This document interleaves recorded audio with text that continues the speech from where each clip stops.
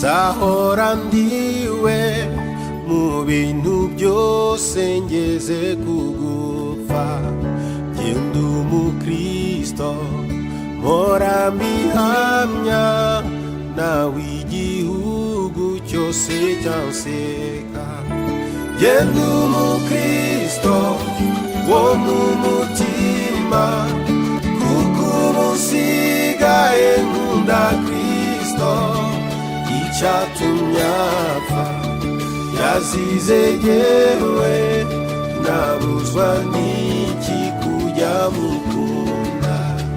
Genda umukristo umva ubwo buntu, narakijijwe nkurwa mu byaha. Genda umukristo naho ndaterwa n'ibyago nkaba no ku rugamba. Genda umukristo ndumutabazi, mu ntambara ndasana n'ibyaha.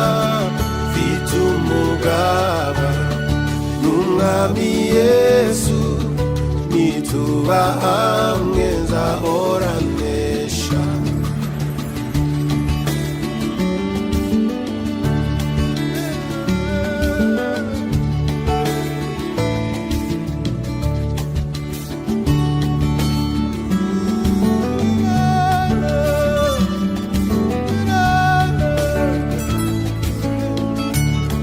Genda umukristo ndumwimukira, ndakomeje mu rugendo rwanjye. Iby'ino mw'isi ndabihinyuye, sigaye nifuza ibyo mw'ijuru. Genda umukristo gakondo yacu iri mw'ijuru ku Mana yacu. Nta nzaribaye nta n'imiruho, abaho bose baguwe neza.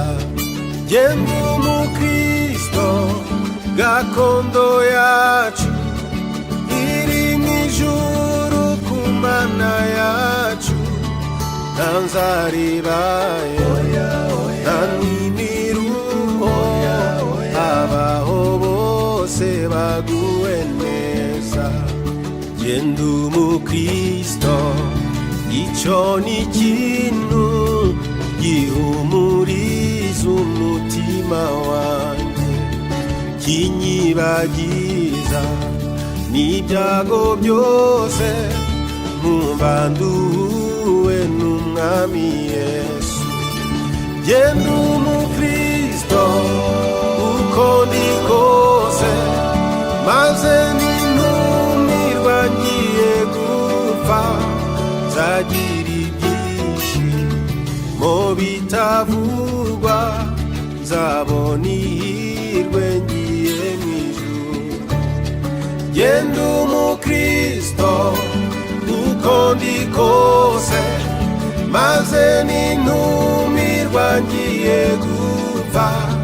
Nzagira ibyishimo bitavugwa, nzabona ihirwe ngiye mw'ijuru. Nzagira ibyishimo bitavugwa, nzabona ihirwe ngiye mw'ijuru. Nzagira ibyishimo bitavugwa, nzabona ihirwe ngiye mw'ijuru. Nzagira ibyishimo